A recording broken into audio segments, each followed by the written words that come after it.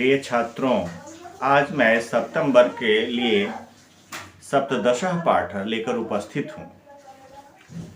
इसका शीर्षक है शुक्तयः। शुक्ति शब्द के प्रथमा बहुवचन में शुक्तयः बनता है। अनेके शुक्तयः अनेकाः शुक्तयः सन्ति अस्मिन् पाठे। एतदर्थम् अस्य पाठस्य नाम शुक्तयः। इस पाठ में अनेक शुक्तियाँ हैं, इसीलिए इसका नाम शुक्तयः रखा गया। सुंदर उक्तियों का संग्रह। पहला है आचारः परमो धर्मः, मतलब आचरण सबसे पहला धर्म है। व्यक्ति अपने आचरण से ही जाना जाता है।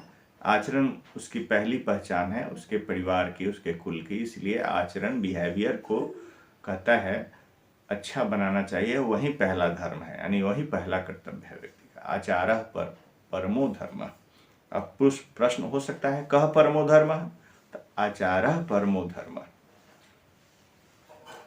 परमो धर्मः कः आचारः। संसर्गजा दोष गुणा भवन्ति।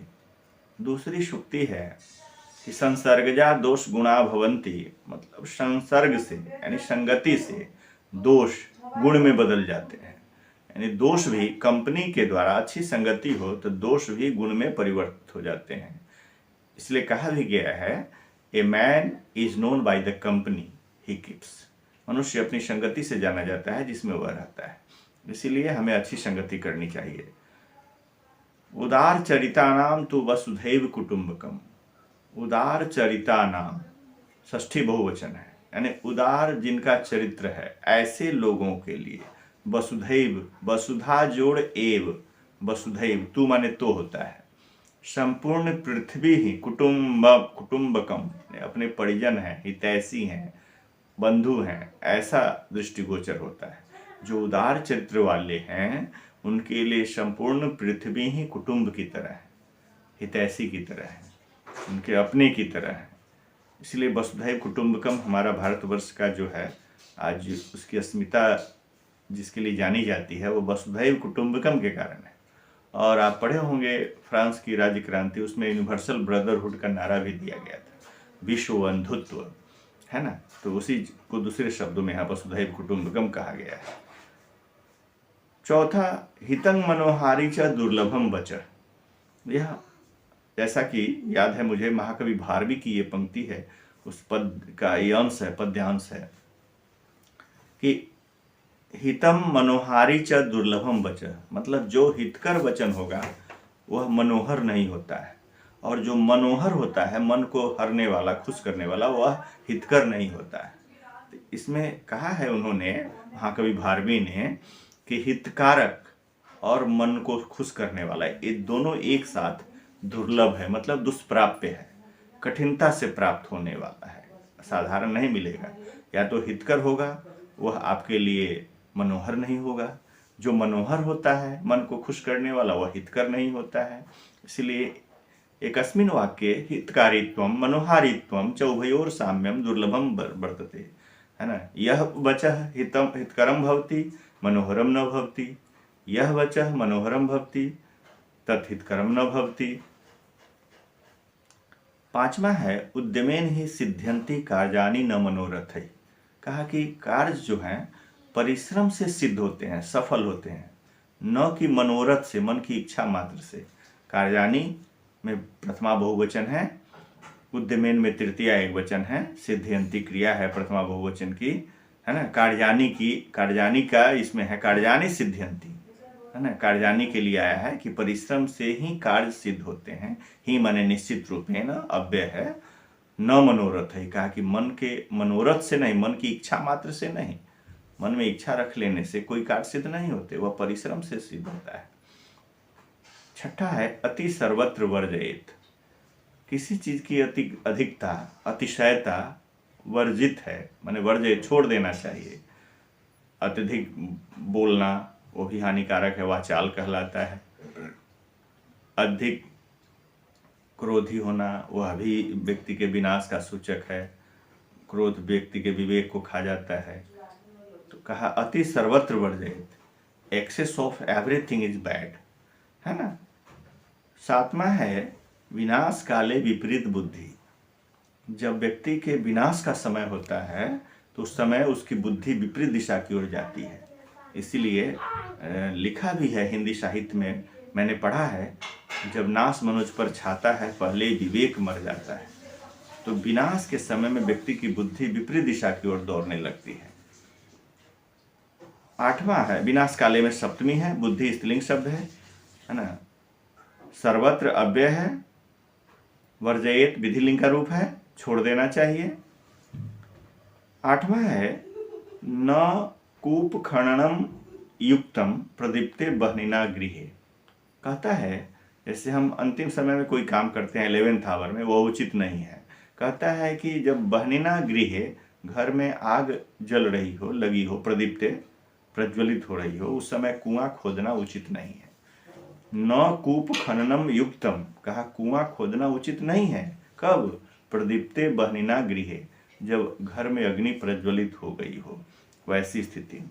यानी समय आने पर कोई बुरी परिस्थिति के उत्पन्न हो जाने पर उसका उपाय सोचना यह कहीं से भी उचित नहीं है।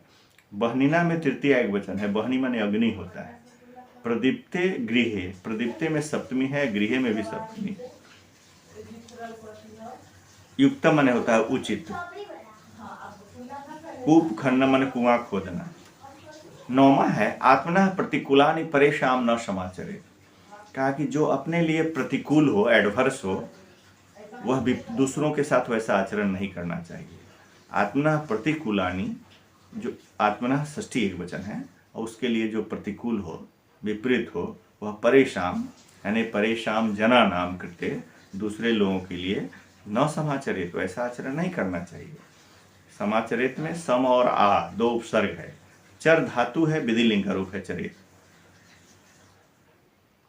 और 10वां है तो आप समझ गए, अपने लिए जो प्रतिकूल हो, विपरीत हो, वह वैसा आचरण दूसरों के साथ नहीं करना चाहिए। 10वां है छियन्ते खलु भूषणानि सततम वाग्भूषणम भूषणम।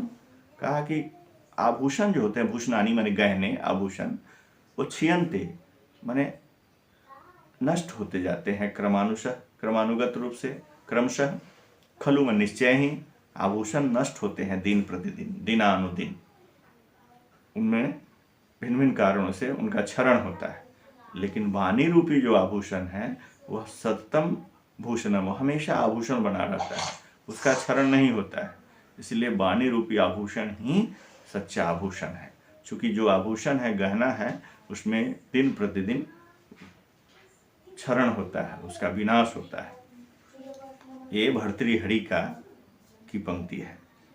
इस प्रकार आपने देखा कि सप्तदश पाठ के अंतर्गत 10 सूक्तियों का मैंने हिंदी अर्थ किया। एक बार पढ़ देता हूँ ऊपर से। आचारः परमो धर्मः संसर्गजा दोष गुणा भवन्ति उदारचरितानां तु वसुधैव कुटुम्बकम् हितं मनोहारि च दुर्लभं वचः उद्यमेन हि सिद्ध्यन्ति कार्याणि न मनोरथैः अति सर्वत्र वर्जयेत् विनाश काले विपरीत बुद्धि न खूप खननम युक्तम प्रदीप्ते बहनिना गृहे आत्मनः प्रतिकूलानि परेशान न समाचरेत् छियन्ते खलु भूषणानि सत्यम वाग्भूषणम भूषणम। अब इस पाठ से बहुत सारे प्रश्न होंगे। ये विपरीत बुद्धि कदा भवति, तो विपरीत बुद्धि विनाश काले भवति। केन कार्याणि सिद्ध्यन्ति, तो उद्यमेन कार्याणि सिद्ध्यन्ति। अगर उद्यमेन कार्याणि सिद्ध्यन्ति लिखा है तो प्रश्न बना देंगे केन कार्याणि सिद्ध्यन्ति, उद्यमेन को अंडरलाइन कर दिया। तो कूप खननम कदा न युक्तम, तो प्रदीप्ते बहनिना गृहे कूप खननम न युक्तम। किम सर्वत्र वर्जयेत्, तो अति सर्वत्र वर्जयेत्। इस प्रकार से बहुत सारे प्रश्न बनेंगे और इस पाठ के आधार पर आप उसका उत्तर दे सकते हैं। कानि परेशान न समाचरेत्, तब प्रतिकूलानि आत्मनः प्रतिकूलानि परेशान न समाचरेत्। संसर्गजा के भवन्ति, संसर्गजा दोष गुणा भवन्ति। सर्वोत्तमं भूषणं किम अस्ति, सर्वोत्तमं भूषणं वाणी अस्ति, वाग्भूषणम अस्ति, या सर्वोत्तम भूषणम वाणी अस्ति। इस प्रकार से आपने देखा, बहुत आपको इसमें दिक्कत नहीं होगा कहीं। अब समानार्थक शब्द लिखना है तो बहनिना, तो अग्निना कर सकते हैं, युक्तम का उचितम कर सकते हैं, उद्यमेन का परिश्रमेन कर सकते हैं, वसुधा का धरा कर सकते हैं, इस तरह से आप प्रश्न बना सकते हैं। यहीं पर मैं अपनी वाणी को विराम देता हूँ। धन्यवाद।